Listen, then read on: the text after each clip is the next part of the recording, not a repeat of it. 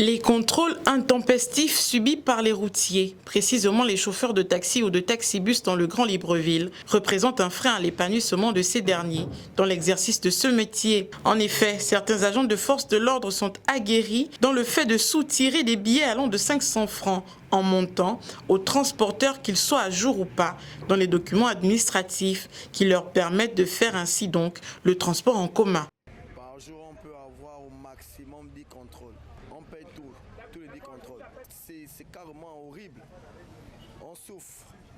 En tant que jeune Gabonais que je suis, on dit que le jeune Gabonais doit travailler, doit rouler le taxi, mais on nous fait encore ça sur la route, on ne comprend plus si soit les étrangers font le taxi, soit les Gabonais qui font le taxi, on ne comprend plus.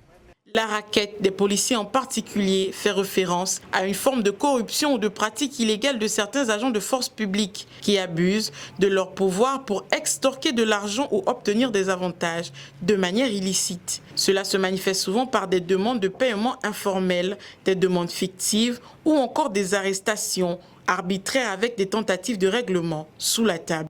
N'importe endroit que tu gares, on te dit tu as mal garé. Il n'y a pas l'endroit que tu gares, on te trouve là-bas, on ne prend pas tes dossiers. On prend les dossiers, on met ça au commissariat. Si on met ça au commissariat, tu viens. On ne te demande pas tu as fait ça ou bien tu n'as pas fait ça. Le commissariat, si tu viens, on t'a dit ah, c'est 10 000 que tu payes. Tu montes, tu descends, c'est 10 000 que tu payes.